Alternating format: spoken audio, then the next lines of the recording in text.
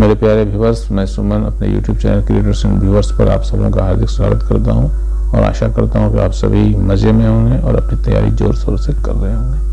आपकी तैयारी को और समृद्ध करने के लिए आज मैं प्रतियोगिता दर्पण दिसंबर अंक का अंतर्राष्ट्रीय घटनाक्रम लेकर प्रस्तुत हूँ और आशा करता हूँ कि आपके लिए ये लाभकारी होगा। अगर आपको ये अच्छा लगे तो प्लीज़ आप इसे लाइक करें, कमेंट करें और अपने तैयारी कर रहे अन्य मित्रों को भी शेयर करें। और अगर आप पहली बार मेरे चैनल पर आए हैं तो प्लीज़ आप इसे सब्सक्राइब करें और बेल नोटिफिकेशन को भी ऑन कर लें ताकि जो भी आने वाला वीडियो है वो आप तक आसानी से पहुंच सके। तो चलिए मित्रों, शुरू करते हैं अंतर्राष्ट्रीय घटनाक्रम। भारतीय मूल के ऋषि सुनक ब्रिटेन के नए प्रधानमंत्री।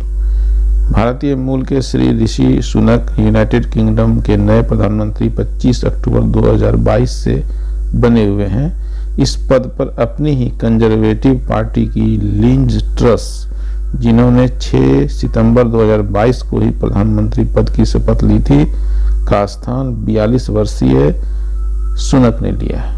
लिंज ट्रस 45 दिन यानी 45 दिन ही प्रधानमंत्री रही थी। ठीक है। उल्लेखनीय है कि यूके के नए प्रधानमंत्री ऋषि सुनक इंफोसिस के सह संस्थापक नारायण मूर्ति के दामाद हैं। ऋषि सुनक के दादा दादी भारतीय थे जो पंजाब से किनिया जा बसे थे, जहां यशवीर यानी कि ऋषि सुनक के पिता का जन्म हुआ था, जहां से 1960 में वह ब्रिटेन जा बसे। ब्रिटेन में ही साउथहैम्पटन में 12 मई 1980 को ऋषि का जन्म हुआ था।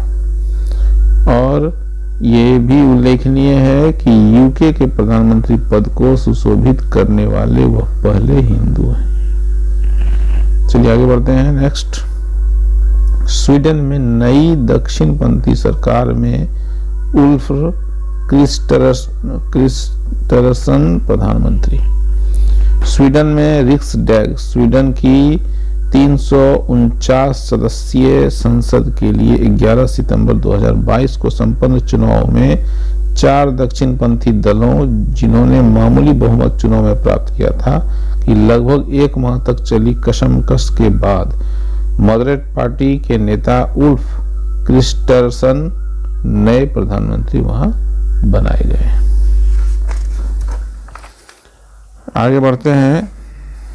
इटली में सितंबर 2022 के संसदीय चुनावों के परिणामों के चलते नव फासीवादी विचारों से जुड़ी दूर दक्षिणपंथी पार्टी ब्रदर्स ऑफ इटली की नेता जॉर्जिया मेलोनी ने प्रधानमंत्री पद की शपथ ग्रहण की है 22 अक्टूबर 2022 को।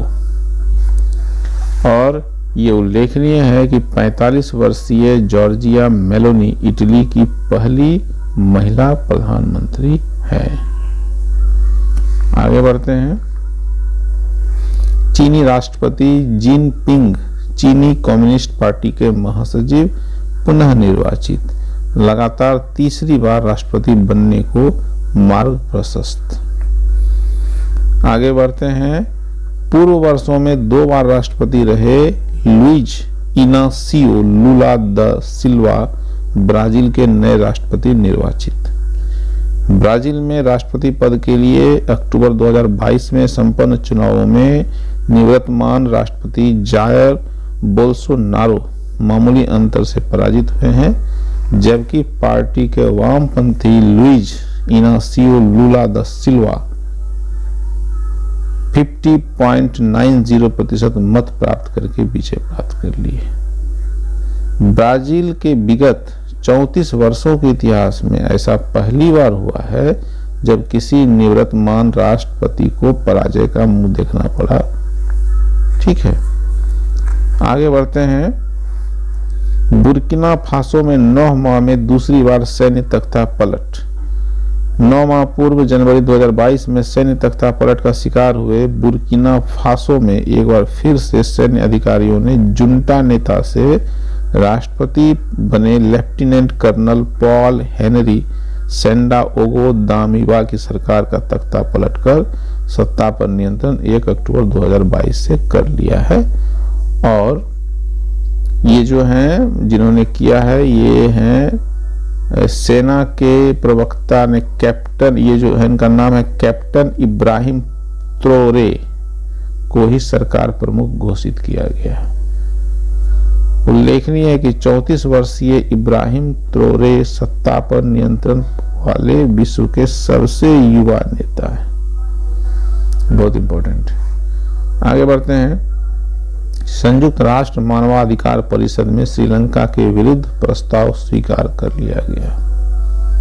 भारत ने मतदान में अनुपस्थिति दर्ज की। आगे बढ़ते हैं। संयुक्त राष्ट्र मानवाधिकार परिषद में चीन के विरुद्ध लाए गए प्रस्ताव पर भारत ने अनुपस्थिति दर्ज की। आगे बढ़ते हैं। 1970 से 2018 की अवधि में पृथ्वी पर जीव जंतुओं की संख्या में 69% की गिरावट लिविंग प्लेनेट रिपोर्ट 2022 के अनुसार ये सूचना प्रदान की गई है। आगे बढ़ते हैं। यूक्रेन के 4 क्षेत्रों को रूस ने अपने भूभाग में शामिल कर लिया। रूस यूक्रेन युद्ध के दौरान एक बड़ी घटना के तहत यूक्रेन के 4 क्षेत्रों लुहांस्क, दोनेत्स्क, खेरसोन व जपोरिजिया को रूस में मिलाने की घोषणा रूस ने 30 सितंबर 2022 को की। इसके लिए रूसी सैन्य अधिकारियों की देखरेख में कराए गए जनमत संग्रह का हवाला रूस ने दिया। इसके साथ ही इन क्षेत्रों के रूप में विलय को औपचारिक रूप देते हुए क्रेमलिन में आयोजित एक कार्यक्रम में इन क्षेत्रों के अलगाववादी नेताओं के साथ एक संधि पत्र पर हस्ताक्षर भी रूसी राष्ट्रपति व्लादिमीर पुतिन ने 30 सितंबर 2022 को किया। आगे बढ़ते हैं। यूक्रेन के द्वारा नाटो की सदस्यता के लिए आवेदन। रूस के साथ विगत 7 माह से चल रहे युद्ध के बीच यूक्रेन ने अब उत्तरी अटलांटिक संधि संगठन की सदस्यता के लिए औपचारिक आवेदन कर दिया है। और इसका जो शॉर्ट फॉर्म है वो नाटो है और इसका जो फुल फॉर्म है वो है North Atlantic Treaty Organization. NATO के बारे में एक संक्षिप्त जानकारी। नाटो पश्चिमी देशों का एक सैन्य गठबंधन है। इसके सदस्यों की संख्या अभी वर्तमान में 30 है। इसके सदस्यों में अमेरिका, ब्रिटेन, फ्रांस व जर्मनी शामिल है। नाटो का मुख्य उद्देश्य सदस्य देशों की सुरक्षा करना है। यदि नाटो के किसी सदस्य देश पर कोई अन्य देश आक्रमण करता है तो नाटो के सभी सदस्य देश उस देश के पक्ष में खड़े हो सकते हैं। आगे बढ़ते हैं। खांसी की दवा पीने से गाम्बिया में 66 बच्चों की मौत से भारत के औषधि उद्योग पर धब्बा। आगे बढ़ते हैं। इसको एक बार फिर से देखा जाए। खांसी की दवा पीने से गाम्बिया में 66 बच्चों की मौत से भारत के औषधि उद्योग पर धब्बा। हालांकि ये जो है 66 बच्चों की मौत इनके उपयोग से होने की आशंका विश्व स्वास्थ्य संगठन के द्वारा व्यक्त किए जाने के बाद भारत की संबंधित जांच एजेंसियों के द्वारा मामले की जांच की जा रही है। जांच पूरी होने तक मेडिन फार्मास्यूटिकल्स में सभी दवाओं के उत्पादन पर रोक लगा दी गई है। भारत के स्वास्थ्य मंत्रालय के अधिकारियों के अनुसार गाम्बिया में हुई बच्चों की मौत के लिए WHO ने सीधे तौर पर मेडिन फार्मास्यूटिकल्स के कफ सिरप को जिम्मेदार नहीं ठहराया है, केवल इसकी आशंका ही व्यक्त की गई है। इस मामले में विस्तृत रिपोर्ट WHO के द्वारा भारत को उपलब्ध नहीं कराई गई है। आगे बढ़ते हैं। 4 वर्ष से अधिक समय तक FATF की ग्रे सूची में रहा पाकिस्तान, अब इस सूची से बाहर।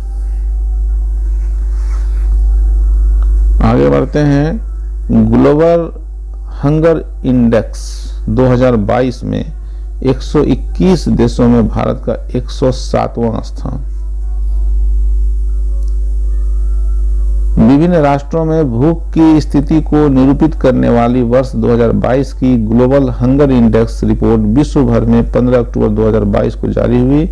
इस रिपोर्ट के अनुसार भारत में भूख की स्थिति न केवल गंभीर अभी बनी हुई है बल्कि पिछले वर्ष की तुलना में और खराब हुई है।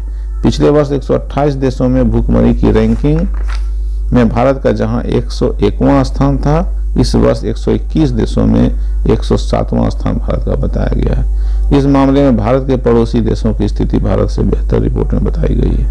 वर्ष 2022 की ताज़ा ग्लोबल हंगर इंडेक्स रिपोर्ट में भारत के पड़ोसी देशों में श्रीलंका को 64वां, म्यांमार को 71वां, नेपाल को 81वां, बांग्लादेश को 84वां, पाकिस्तान को 107वां और यहाँ तक कि अफगानिस्तान को भी 109वां स्थान प्रदान किया गया। भारत का स्थान 107वां है। तो और इसमें एक थोड़ी सी एक जानकारी ये भी ले लें कि ग्रे सूची क्या, कि ग्रे सूची फाइनेंशियल एक्शन टास्क फोर्स जो है ये वित्तीय कार्यवाही कार्यबल G7 देशों की पहल पर गठित एक अंतर सरकारी संगठन है और ग्रे सूची में नाम आने से संबंधित देश की क्रेडिट रेटिंग में गिरावट आती है और अंतर्राष्ट्रीय वित्तीय संस्थाओं से ऋण मिलने में मुश्किलें आती है। तो ये सारी जो सूचनाएं थी ये दिसंबर अंक प्रतियोगिता दर्पण अंक के दिसंबर 2022 अंक से ली गई है और हम इसके लिए प्रतियोगिता दर्पण पत्रिका का, उनकी टीम का, उनके पूरे जो सिस्टम है उनका आभार प्रकट करते हैं, बहुत बहुत आभार प्रकट करते हैं, ताकि उन्हीं के सौजन्य से हम आप तक अंतर्राष्ट्रीय घटनाक्रम की ये सारी सूचनाएं पहुंचा पाए।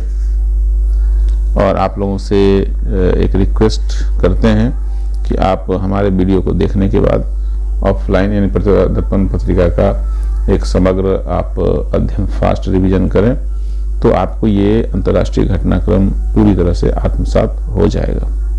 तो मेरे प्यारे व्यूअर्स, मेरे दोस्तों, आप तैयारी में लगे रहें, जुटे रहें, मस्त रहें, व्यस्त रहें, मस्त रहें और मिलते हैं फिर नेक्स्ट वीडियो में नेक्स्ट टॉपिक के साथ। तब तक के लिए बाय।